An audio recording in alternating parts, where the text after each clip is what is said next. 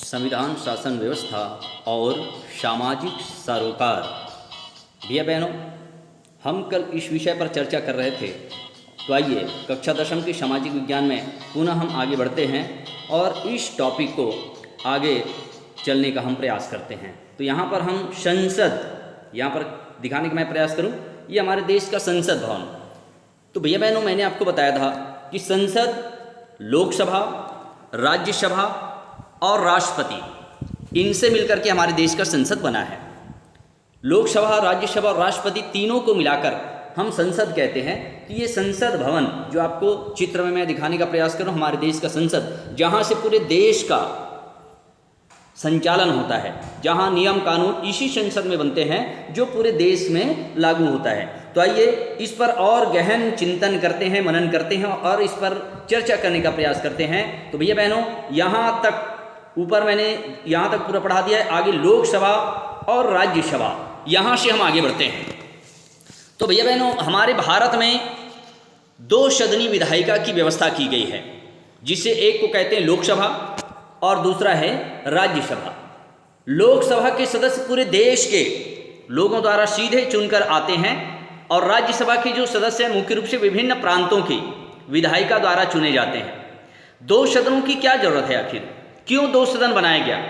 केवल लोकसभा होती तो क्या होता, या राज्यसभा ही होता तो क्या होता? हमें इसका भी थोड़ा चिंतन करें, मनन करें। तो भैया बहनों, हम देखते हैं कि भारत एक संघीय देश है। संघीय देश मैंने बताया कि कई राज्यों का एक संघ है, जिसमें सत्ता केंद्र और प्रांत दोनों में बटा हुआ है। केंद्र सरकार को भी अधिकार दिया गया है कि वह देश के लिए नियम कानून बनाए, वैसे ही राज्य सरकार को भी यह अधिकार दिया गया है कि वह अपने राज्य के लिए नियम कानून बनाए। बच्चों, हमारे देश में जो संसद की हम बात कर रहे हैं, वहाँ 2 सदन जो बनाई गई है, उसमें हम देखते हैं कि किसी भी देश में विधायिका के अगर 2 सदन होते हैं तो इसके कई लाभ हैं। जैसे पहले, संसद में विशेषज्ञों की उपस्थिति आमतौर पर विषय विशेषज्ञों व विभिन्न विधाओं के पारंगतों जैसे कलाकार, वैज्ञानिक, लेखक, कानूनी विशेषज्ञ आदि अगर चुनाव लड़ते हैं तो कई बार ये राज्यसभा में पहुंच नहीं पाते हैं। जैसे हमारे क्रिकेटर थे सचिन तेंदुलकर, फिल्म स्टार रेखा का नाम आप सुने होंगे, है ना? इन लोगों को भी राज्यसभा सदस्य बनाया गया। तो ये तो चुनाव नहीं लड़े, लोगों के पास हाथ जोड़ने के लिए नहीं गए कि हमको वोट दीजिए, हम चुनाव लड़ रहे हैं।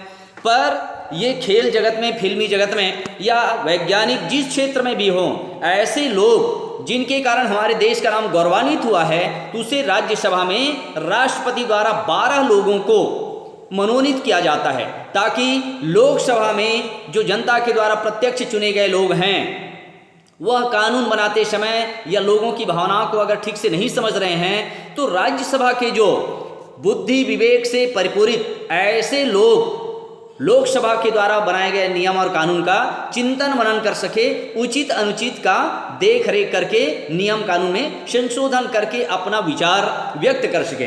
तो भैया बहनों, आइए हम इस पर और विचार करते हैं, थोड़ा सा चिंतन मनन करते हैं। तो सबसे पहले मैं आपको यहाँ ले चलूँ संघीय शासन।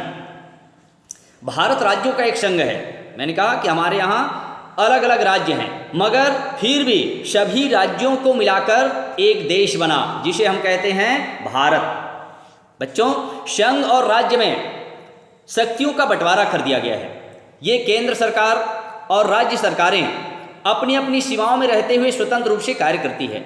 यहाँ सारी सत्ता न केंद्र के पास है और न ही राज्य पूरी तरह स्वतंत्र है। मतलब दोनों एक दूसरे की भावनाओं को ध्यान में रख करके, जिससे राज्य और केंद्र सरकार के बीच विवाद ना हो, ऐसे नियम कानून बनाए जाते हैं जिससे आम आदमी को किसी प्रकार से नुकसान ना हो। फिर बात आती है प्रत्यक्ष निर्वाचन। भैया बहनों, इस पॉइंट पर आप सभी का ध्यान चाहूंगा, क्योंकि ये पूरे पार्ट पर ये पूरी बात आएंगी। प्रत्यक्ष निर्वाचन, अप्रत्यक्ष निर्वाचन, संघीय शासन। तो जनता स्वयं मतदान करके प्रतिनिधि चुनती है, जैसे लोकसभा के सदस्य। जैसे आज हमारे लोकसभा सदस्य कौन? हमारे राजनांदगांव जिले के सांसद आदरणीय संतोष पांडे जी। ये इसको राजनांदगांव के जिले के लोगों ने प्रत्यक्ष रूप से उसके लिए वोट दिया है। हमने अपना वोट दिया, तब जाकर के वह संसद सदस्य बना है, जिसका प्रत्यक्ष तरीके से चुनाव हुआ है। फिर कहता है अप्रत्यक्ष निर्वाचन, तो जनता द्वारा चुने गए प्रतिनिधियों द्वारा अन्य प्रतिनिधियों का चुनाव, जैसे राष्ट्रपति का चुनाव हमारे द्वारा चुने गए सांसदों और विधायकों द्वारा किया जाता है। जिन सांसदों को हमने चुनकर भेजा या जिन विधायकों को हमने चुना है, हमारे द्वारा चुने गए प्रतिनिधियों के द्वारा राष्ट्रपति का चुनाव होता है, ये कहलाता है अप्रत्यक्ष। हम कहेंगे हमारा राष्ट्रपति है, मगर क्या हमने वोट दिया? नहीं, हमारे द्वारा चुने गए लोगों ने राष्ट्रपति के लिए अपना वोट दिया है। तो भैया बहनों, इस तरीके से हमारे यहाँ प्रत्यक्ष निर्वाचन, अप्रत्यक्ष निर्वाचन एवं संघीय शासन व्यवस्था लागू किया गया है। तो आइए, हमारे देश में कोई भी नियम कानून अगर जल्दबाजी में भी बन गया तो 2 सदन है, दोनों सदनों उस पर गहन चिंतन मनन करके उस पर विचार किया जाता है कि क्या ये नियम या कानून बनाए गए हैं वो उचित है या अनुचित है, और दोनों सदन में पूर्ण बहुमत से जब पास होता है बच्चों, तब वह राष्ट्रपति के पास जाता है और राष्ट्रपति का हस्ताक्षर होते ही वह विधेयक या बिल कानून बन जाता है।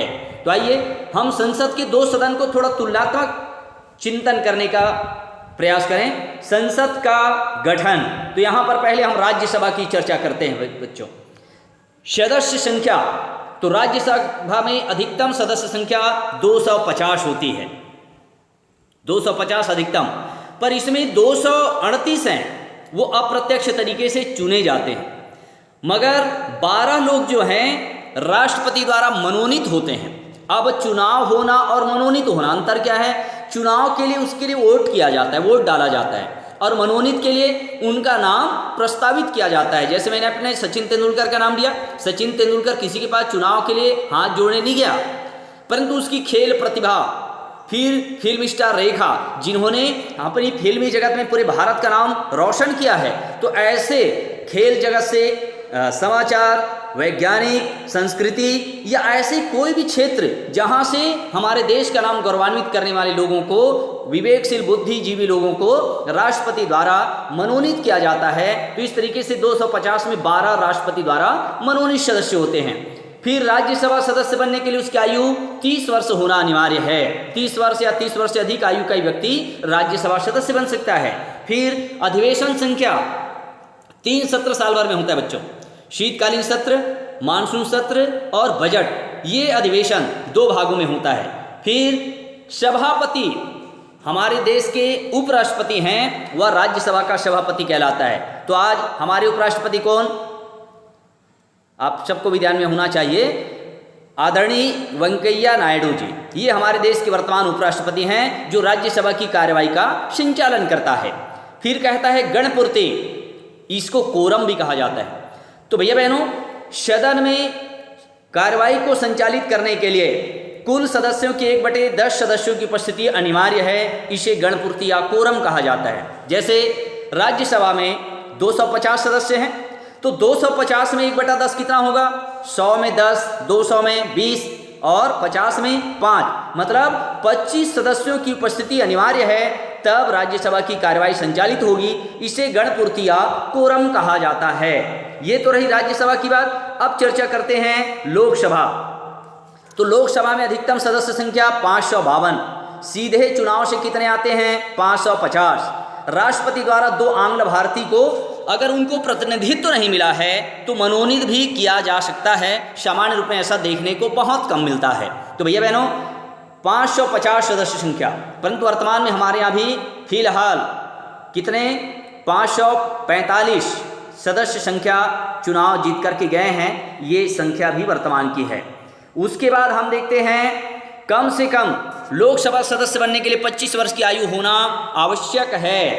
फिर 3 सत्र या अधिवेशन, शीतकालीन, मानसून और बजट सत्र, यह लोकसभा और राज्यसभा में एक जैसा है।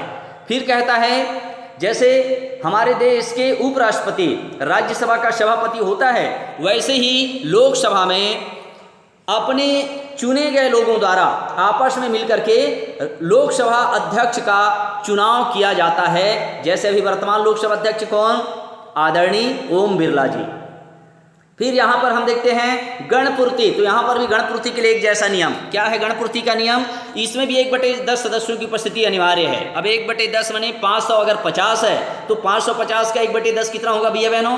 500 का आप 1/10 करिए तो 500 का 50 और 10 का 5 होगा, मतलब 55 सदस्यों की उपस्थिति अनिवार्य है, तब लोकसभा या राज्यसभा की कार्यवाही संचालित होगी। इसे गणपूर्तिया कोरम कहा जाता है। राष्ट्रपति जो होता है दोनों सदनों के अधिवेशन को बुलाता है तथा लोकसभा को विशिष्ट परिस्थितियों में भंग करने का अधिकार रखता है। लेकिन भैया बहनों, सामान्यतः राष्ट्रपति ये निर्णय अपनी मनमानी नहीं कर सकता, वह प्रधानमंत्री की सलाह से ही कोई निर्णय लेता है। तो भैया बहनों, ये लोकसभा और राज्यसभा जिसकी हम चर्चा कर रहे थे, और आगे की कालखंड में और भी हम चर्चा करने का प्रयास करेंगे। आज के कालखंड में